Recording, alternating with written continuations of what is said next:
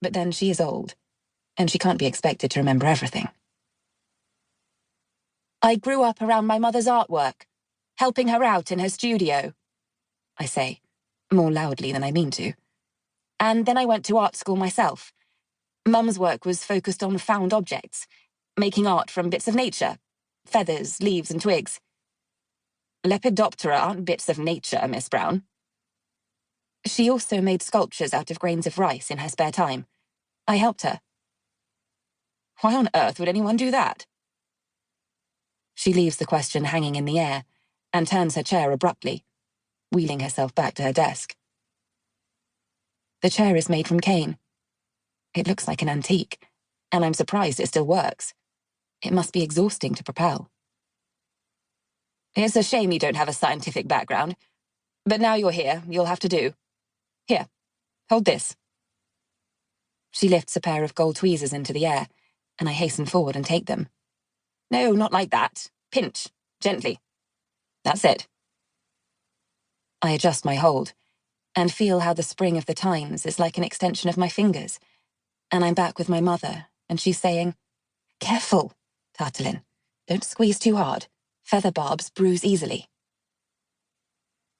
But before I can use this newfound body part, the tweezers are whisked away from me, and she's turning again to the desk and bending over her work. I stand by her side and wait, wondering if I'm allowed to go. The clock on the mantel chimes loudly.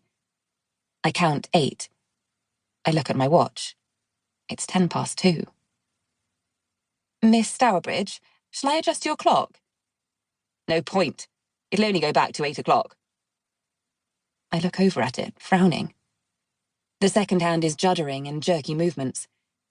It makes me dizzy to look at it, as if it's measuring a different kind of time. I turn back to my employer. Miss Stourbridge is so still as she works. I can see her teasing the body of a dead moth from a cocoon, her fingers moving infinitesimally slowly. I look around the room. It is lined in dark panels of wood, and every surface has frames and frames of butterflies and moths, glinting pins plunged into husked bodies. Did you catch all these butterflies? She is silent, and at first I think she hasn't heard me. But then I see she's holding her breath, so as not to disturb the moth's delicate wings. I watch closely, the clock ticking behind us. I'm looking not at her work, but at her ribs, waiting for them to inflate, waiting for her nostrils to swell. Anything that shows air is passing into her chest. My eyes sting from the pain of staring. She is so still that she has become a part of the chair she sits in. Only her finger and thumb move achingly slowly, and the minutes tick by. When I was young, I used to try to be as still as she is now.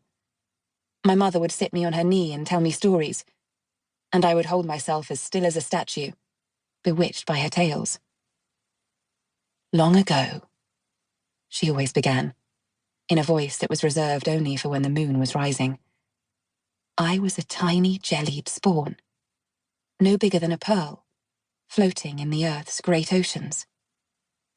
The fish nibbled and swallowed my brothers and sisters up, snap, snap, snap, and I was left, coming at last to rest on the pebbled shore of a beach.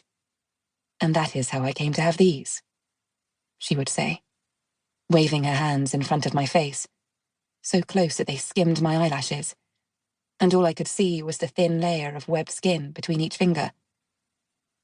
To my unprejudiced 4-year-old eyes, the webs were not a deformity. They were beautiful, useful, magical. And I wished with all my heart that I could be like her, could be from the sea. I take my eyes from the poor moth on the desk and look over Miss Stourbridge's head to the picture window that frames the sea beyond. And I remember anew that the sea surrounds us here, like a comforting arm holding the world at bay. A feeling of calm settles over me. However strange this woman is, whatever my job might entail, it was the right decision to come here.